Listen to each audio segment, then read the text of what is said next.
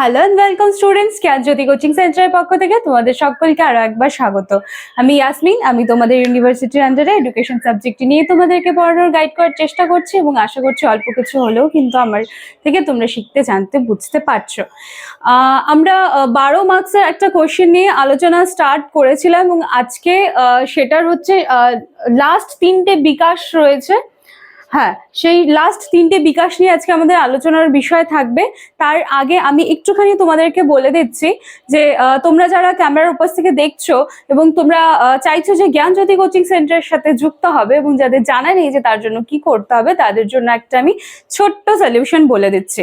দেখো, কর্নারে এখানে দুটো নাম্বার দেওয়া রয়েছে।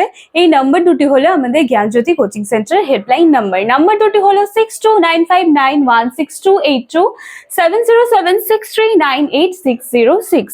ঠিক আছে, এই দুটি নাম্বারের মধ্যে যে কোনো একটি নাম্বারে কল করে কিন্তু তোমাদের যাবতীয় যে কোয়ারিজ রয়েছে সেগুলো কিন্তু তোমরা করে নিতে পারো এবং অবশ্যই সলিউশন তো পেয়ে যাবে সেখান থেকে। আচ্ছা, কোর্স ফিটা রাখো ভীষণ সামান্য রাখা হয়েছে, শুধুমাত্র 999 টাকা 999, এবং কোর্স ডিউরেশন রয়েছে কিন্তু 6 মান্থসের। এবং আমাদের অনলাইন ক্লাস কিন্তু অনেকদিন আগের থেকেই শুরু হয়ে গিয়েছিল, সেজন্য যারা এখনো আমাদের সাথে যুক্ত হতে পারোনি তারা কিন্তু অলরেডি লেট। সেজন্য আর আস্তে আস্তে কিন্তু তোমরা পরীক্ষার দিকে এগোচ্ছ, পরীক্ষা চলে আসছে সামনে, জন্য আর যতটুকুই বাকি আছে সেটুকুও যাতে হাতছাড়া না হয়ে যায়, তাহলে কিন্তু কি করতে হবে, আমাদের সাথে কিন্তু যুক্ত হয়ে যেতে হবে। ঠিক আছে, চলো আজকের টপিক এবার আমি স্টার্ট করছি। 12 নম্বরে একটি প্রশ্ন নিয়ে আমরা শুরু করেছিলাম। আজকের আমাদের আলোচনার বিষয় রয়েছে 3টা বিকাশ। একটা হচ্ছে সামাজিক বিকাশ, আরেকটি রয়েছে প্রক্ষোভিক বিকাশ এবং আরেকটি রয়েছে হচ্ছে নৈতিক বিকাশ। দেখো, সামাজিক বিকাশ যেটা আছে সেটা বা সামাজিক বিকাশের যে বৈশিষ্ট্যগুলো তোমরা জানবে সেটা হচ্ছে এরিকসনের বিবৃতি অনুযায়ী। ঠিক আছে, এরিকসনের বিবৃতি অনুযায়ী রয়েছে কি, দেখো 3 থেকে 5 বা 6 বছরের বাচ্চাদের মধ্যে উৎসাহ ও অপরাধ বোধের দ্বন্দ্ব কিন্তু দেখতে পাওয়া যায়। কি কোন দুটো জিনিসের দ্বন্দ্ব দেখতে পাওয়া যায়? তাদের মধ্যে একপাশে উৎসাহকে রাখবে, একপাশে অপরাধ বোধ রাখবে। আচ্ছা, কেন তাদের মধ্যে এই উৎসাহ এবং অপরাধ বোধ, এই দুটা জিনিসের দ্বন্দ্বটা কেন হচ্ছে সেটা আমাদেরকে জানতে হবে।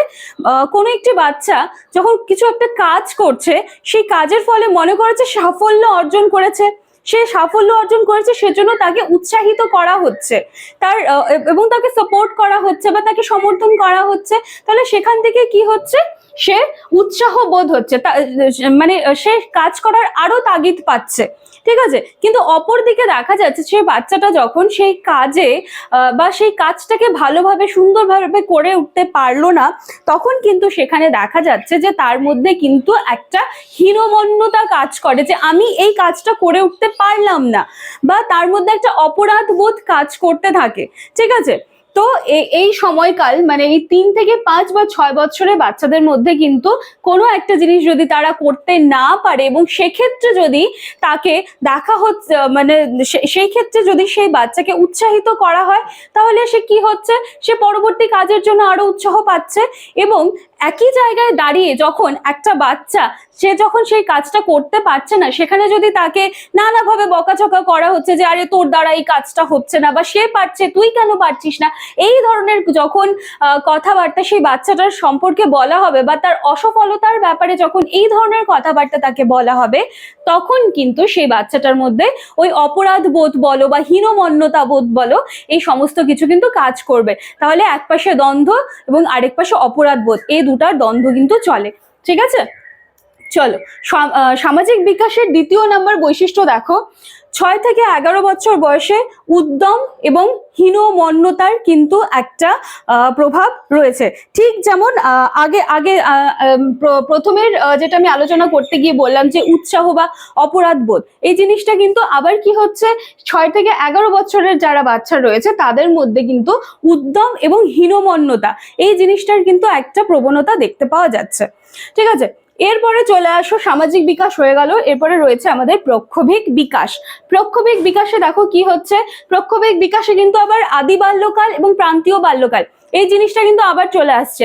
একদম এই 12 নম্বরের কোশ্চেনটা যেদিন আমি আলোচনা করা শুরু করেছিলাম সেদিন কিন্তু আমি বলেছিলাম ওই বাল্যকালের একটা পুরো একটা সময়কাল থাকে এবং সেখান থেকেও কিন্তু আবার আদি বাল্যকালকে আলাদা করে নেওয়া হয়, আবার প্রান্তীয় বাল্যকালকে কিন্তু আলাদা করে নেওয়া হচ্ছে। দেখো ঠিক সেভাবেই প্রক্ষোভিক বিকাশের ক্ষেত্রে আদি বাল্যকালের সময়কালটা কি রয়েছে, 2 থেকে 7 বছর বয়স। এই সময়টায় বাচ্চারা কি করে যে পূর্ণবয়স্ক ব্যক্তিরা বাড়িতে যেরকম দেখছে যে বড়দেরকে, সেই রকম বড়দের দেখে তাদের মতো আচরণ করার চেষ্টা করে, কিন্তু সেই আচরণটাকে তারা নিয়ন্ত্রণ করতে পারে না। হ্যাঁ, সেখানে তাদের একটা ব্যর্থতা রয়েছে, তারা সেই আচরণটাকে নিয়ন্ত্রণ করতে পারছে না এবং কি হচ্ছে তাদের মধ্যে একটা অক্ষমতা দেখা যাচ্ছে। এরপরে এটা হয়ে গেল আদি বাল্যকালে। প্রান্তীয় বাল্যকালে কি রয়েছে সেটা সেই সময়কালটা হচ্ছে 7 থেকে 11। এই সময় কি হচ্ছে যে বাচ্চারা কিন্তু অন্যদের প্রক্ষোভটা বুঝতে সক্ষম হচ্ছে। এই 7 থেকে 11 বছর বয়সে হচ্ছে শিশুরা অন্যদের প্রক্ষোভ যেগুলো আছে সেগুলো কিন্তু বুঝতে পারে এবং প্রক্ষোভ নিয়ন্ত্রণও কিন্তু সক্ষম হয়। আচ্ছা, এরপরে দেখো নৈতিক বিকাশ।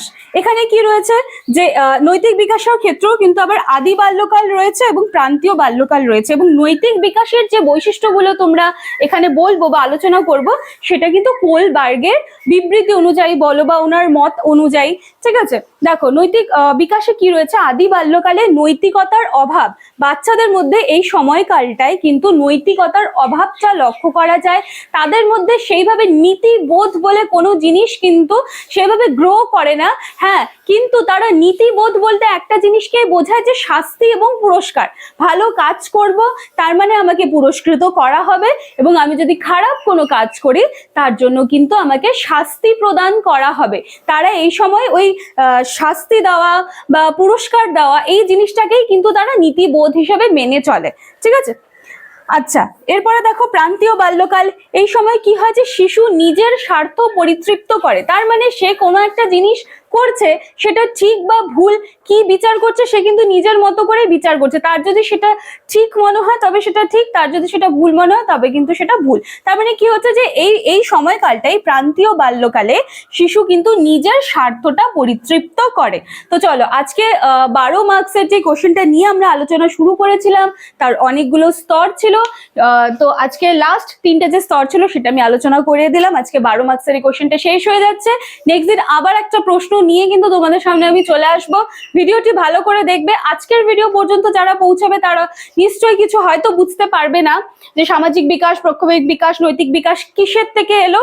তার জন্য কি করতে হবে, আগের 2টা কি 3টা ভিডিও গেছে আমার, সেই ভিডিওগুলো একটু দেখে নেবে, দেখবে এই কনসেপ্টটা ক্লিয়ার হয়ে যাবে। চলো আজকের ভিডিওটা এইটুকুই থাকছে। ভালো লাগলে লাইক, কমেন্ট, শেয়ার, সাবস্ক্রাইবের আশা রাখলাম এবং দেখা হচ্ছে নেক্সট দিন আবার একটা প্রশ্ন নিয়ে। Thank you.